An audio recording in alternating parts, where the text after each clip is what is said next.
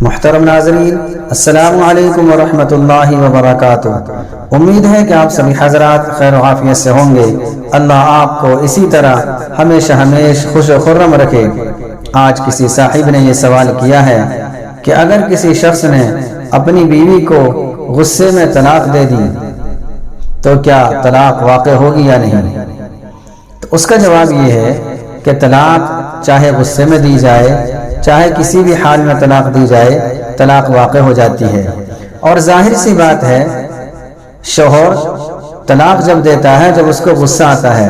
کوئی شوہر یا کوئی مرد ایسا نہیں جو خوشی میں طلاق دے دے، لیکن اگر خوشی میں بھی طلاق دے دی یا غصے میں طلاق دی، جس حال میں بھی طلاق دی، طلاق ضرور ہوگی۔ اسی طریقے سے اگر ایک ساتھ 3 طلاق دے دی یا حالت حیض میں یعنی ماہواری میں اگر طلاق دے دی تب بھی طلاق واقع ہو جائے گی۔ اسی طریقے سے اگر حالت حیض میں طلاق دی جائے تب بھی طلاق واقع ہو جائے گی۔ اسی طریقے سے اگر کسی نے اپنی بیوی کو طلاق دی ہے اس وقت جبکہ بیوی حمل سے ہے تو اس صورت میں بھی طلاق واقع ہو جائے گی۔ بعض لوگ یہ سمجھتے ہیں کہ ان حالات میں یعنی غصے کی حالت میں اگر طلاق دی جائے تو بھی طلاق واقع نہیں ہوتی۔ اسی طریقے سے اگر حالت حمل میں طلاق دی جائے تب بھی طلاق واقع نہیں ہوتی، اور اگر حالت حیض میں طلاق دی جائے تب بھی طلاق واقع نہیں ہوتی۔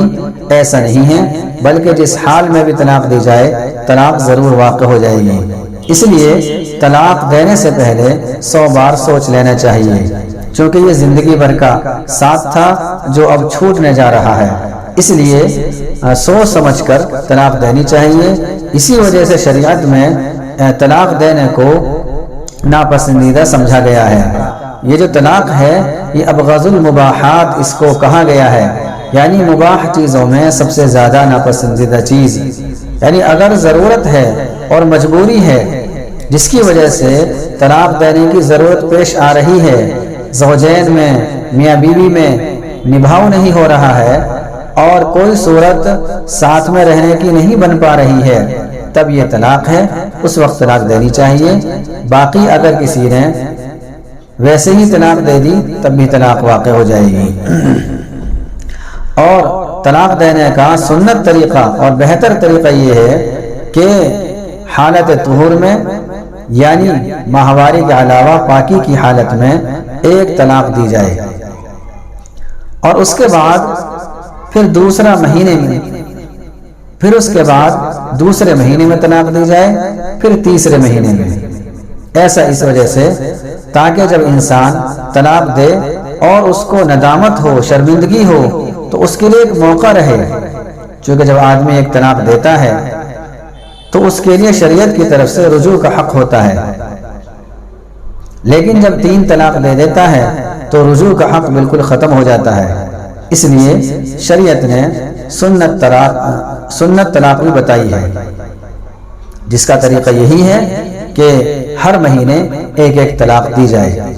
لیکن اب ایسا ہوتا ہے کہ غصے میں طلاق آدمی دیتا ہے اور ایک ساتھ 3 طلاقیں دے دیتا ہے اور پھر پریشان ہوتا ہے، اور چونکہ اس مسئلے کا کوئی حل نہیں نکلتا اس لیے وہ جگہ جگہ بھاگتا رہتا ہے اور کوشش کرتا رہتا ہے۔ بالآخر وہ غیروں کے ہتھے چڑھ جاتا ہے اور غیر مقلدین کے پاس پہنچ جاتا ہے، اور وہ گمراہ کرتے ہیں اور وہ کہہ دیتے ہیں کہ طلاق نہیں ہوئی، اور وہ یوں کہتے ہیں کہ غصے کی حالت میں طلاق واقع نہیں ہوتی۔ اسی طریقے سے ایک ساتھ جتنی طلاق دی جائیں 1 ہی طلاق واقع ہوتی ہے، حالانکہ ان کے پاس اس کی کوئی دلیل نہیں۔ اور یہ بات سمجھ میں آنے والی بھی بات ہے کہ آدمی مرد اپنی زبان سے 3 مرتبہ الفاظ بولے اور 1 کیسے واقع ہو جائے گی وہ؟ لیکن یہ لوگ کہتے ہیں کہ اگر 3 دی تب بھی 1 ہو جائے گی، غصے میں اگر دی تو طلاق واقع نہیں ہوگی۔ حالانکہ کوئی مرد ایسا نہیں ہے جو طلاق خوشی کے موقع پر دیتا ہو۔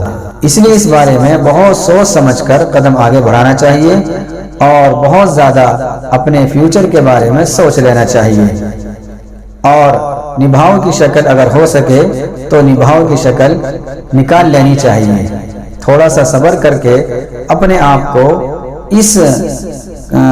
اس طلاق والے عمل سے روک لینا چاہیے، ورنہ ایسا نہ ہو کہ زبان سے ہم نے 3 مرتبہ لفظ طلاق بول دیا اور بیوی ہمیشہ کے لیے ہم سے جدا ہو گئی، پھر بعد میں دونوں پچھتاتے ہیں۔